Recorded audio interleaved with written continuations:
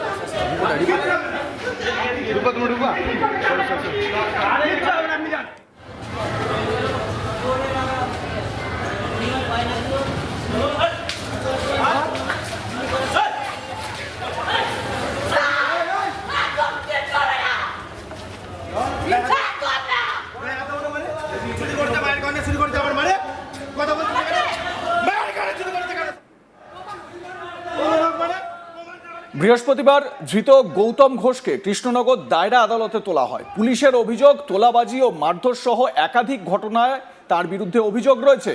গৌতম ঘোষ কৃষ্ণনগর পৌরসভার প্রাক্তন কাউন্সিলর, পাশাপাশি কৃষ্ণনগরের ঐতিহ্যবাহী চাষাপাড়া বারোয়ারি কমিটির সম্পাদক হিসেবেও তিনি পরিচিত ছিলেন। অর্থাৎ শুধুমাত্র রাজনৈতিক পরিচয় নয়, সামাজিক ক্ষেত্রেও তার যথেষ্ট পরিচিতি ছিল। আর এখানেই গোটা ঘটনাটি আরও গুরুত্বপূর্ণ হয়ে উঠেছে, কারণ যে ব্যক্তি একটা সময় শহরের রাজনীতিতে যথেষ্ট প্রভাবশালী বলে পরিচিত ছিলেন, আজ সেই ব্যক্তিকেই আদালতের কাঠগড়ায় দাঁড়াতে হচ্ছে। কিন্তু গৌতম ঘোষের রাজনৈতিক প্রভাবের গল্পটা কতটা বিস্তৃত সেই বিষয়টাও জানাই। স্থানীয় সূত্রের দাবি, তৃণমূল সরকার ক্ষমতায় থাকাকালীন কৃষ্ণনগর শহর জুড়ে তাঁর দাপট ছিল।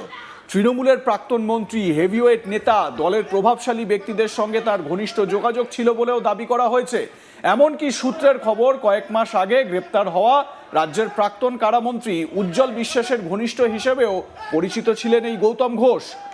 অবশ্য রাজনৈতিক ঘনিষ্ঠতা বা পরিচয় নিজে কোনো অপরাধের প্রমাণ নয়, তার বিরুদ্ধে ওঠা অভিযোগ আদালতে প্রমাণিত হতে হবে, সেটাই আসল বিষয়। তবে এখানেই গল্পে বড় মোড়, কারণ রাজনৈতিক ক্ষমতার সঙ্গে প্রশাসনিক ক্ষমতার যে দূরত্ব, সেটা অনেক সময় সাধারণ মানুষের চোখে খুব স্পষ্ট থাকে না। একটা সময় যাদের বিরুদ্ধে অভিযোগ উঠলেও ব্যবস্থা হবে কিনা তা নিয়ে প্রশ্ন থাকতো, সেই একই ব্যক্তিকে যখন পুলিশ গ্রেপ্তার করে, আদালতে হাজির করে, তখন স্বাভাবিকভাবেই রাজনৈতিক বার্তাটাও বড় হয়ে ওঠে।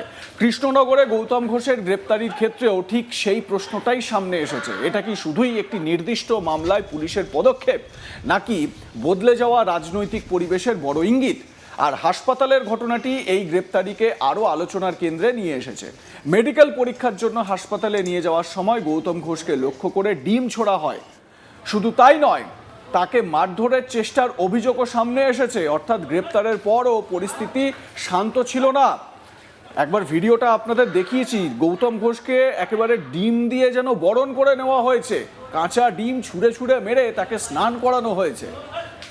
হাসপাতাল চত্বরে উত্তেজনা তৈরি হয়। প্রশ্ন হলো, একজন অভিযুক্তের বিরুদ্ধে মানুষের ক্ষোভ যদি এইভাবে প্রকাশ্য রাস্তায় চলে আসে, তাহলে কি সেটা শুধুই ব্যক্তিগত রাগ, নাকি দীর্ঘদিনের জমে থাকা ক্ষোভের বহিঃপ্রকাশ?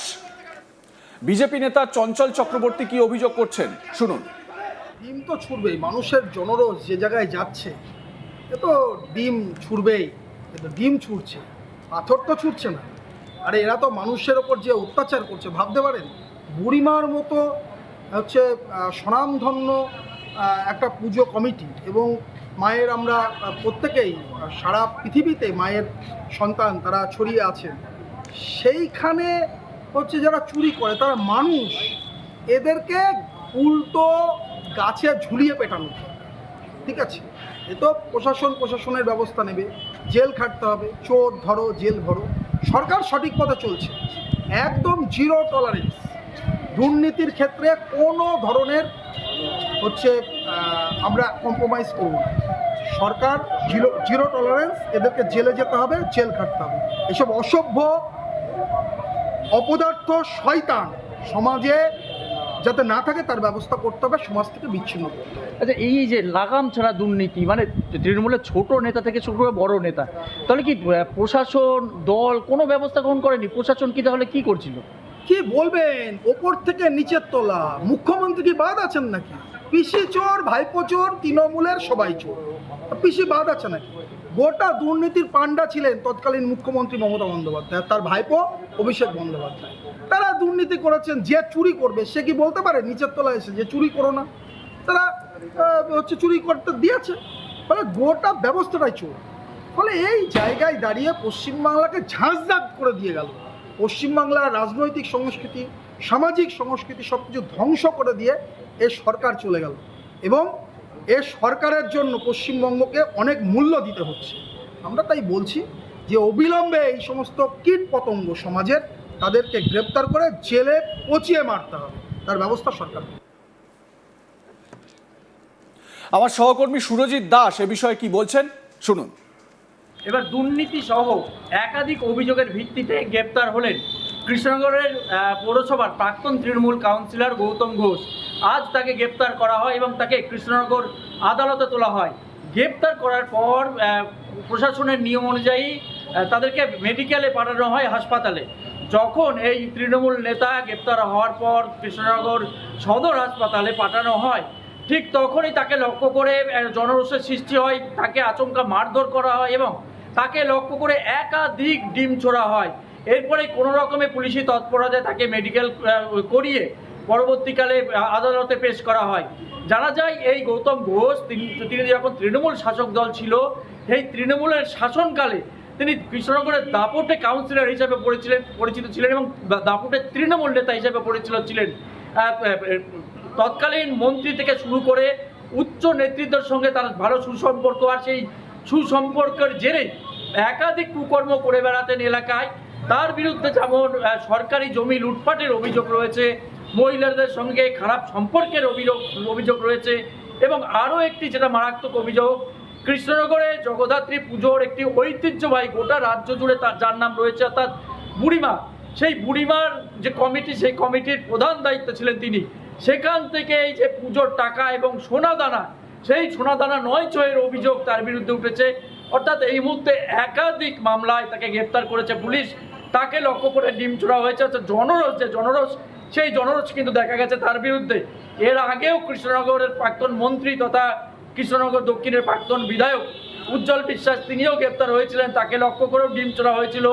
যদিও তিনি বর্তমানে জামিন নিয়ে জেলের বাইরে রয়েছেন, অর্থাৎ দীর্ঘদিন তিনিও জেল কেটেছেন। তারপরে দেখা গেল কৃষ্ণনগরের প্রাক্তন কাউন্সিলর গৌতম ঘোষ, তিনি গ্রেপ্তার হলেন এবং তাকে লক্ষ্য করে ডিম ছোড়া হলো। অর্থাৎ তৃণমূল নেতার বিভিন্ন দুর্নীতিতে গ্রেপ্তার যেমন অব্যাহত, ঠিক তেমনই যেটা ডিম থেরাপি, সেই ডিম থেরাপি কিন্তু এখনো অব্যাহত। আপনাদের মতামত জানাতে ভুলবেন না। দেখতে থাকুন আজ তাক বাংলা, সাবস্ক্রাইব করুন আমাদের ইউটিউব চ্যানেলটি।